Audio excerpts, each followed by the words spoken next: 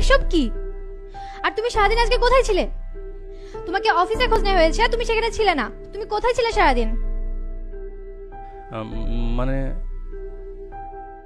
কি তুমি মানে মানে কেন করতেছো? তুমি কোথায় গিয়েছিলে কেন বলছো না? হ্যাঁ, আর সারাদিন তোমার মোবাইল কেন বন্ধ ছিল? হ্যাঁ, আর এগুলো এগুলো কি? এইসব নোংরা বস্তু তুমি কোথায় করে নিয়ে আসছো? আমার মোবাইলে চার্জ ছিল না। তাছাড়া অফিসে যাওয়ার সময় হঠাৎ মায়ের ফোন আসে।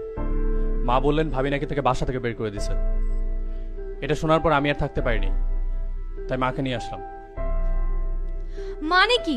তুমি তোমার মাকে নিয়ে এসছো? লজ্জা নেই তোমার? তোমার ভাইয়ের ওখানে তোমার কি সমস্যা হচ্ছিল? দেখো, মার কি দোষ? ভাবি তো মাকে বাসা থেকে বের করে দিছে, তো আমি কি করব? মা কোথায় যাবে? তাছাড়া ভাইকে আমি অনেক বোঝালাম। ভাই বলল মাকে তোমরা নিয়ে যাও, পারলে তোমাদের কাছে রাখো।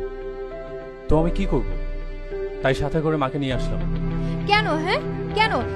এখানে কি কুবেরের ভান্ডার আছে নাকি? হ্যাঁ, মাত্র 15,000 টাকা মাইনে দিয়ে সারা মাসটা যে আমি কিভাবে কষ্ট করে চালাই সেটা তুমি জানো? সেটা শুধুমাত্র আমিই জানি। এখন কি আর করার বাবা, উনি তো আমাদের মা, উনি আমাদের সাথেই থাকবেন। মা, আপনি ভেতরে আসেন।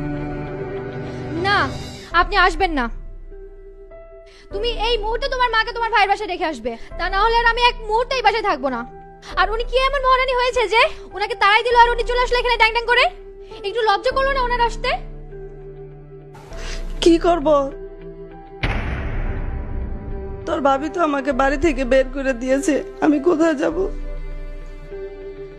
মা, তুমি? আমি তো ভেবেছিলাম আমার শাশুড়ি, কিন্তু তুমি। মা ভিতরে আসো।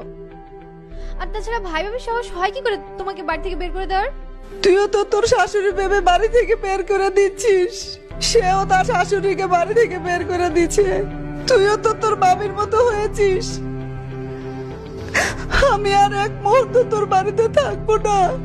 তোরা কি বুঝিস না? শাশুড়ি ও মা, তোরাও একদিন শাশুড়ি হবি, সেই দিন বুঝবি। মা ভিতরে আসো। না, আমি আর এই বাসায় থাকবো না। মা, মা আপনি যাবেন না, প্লিজ আপনি থাকেন।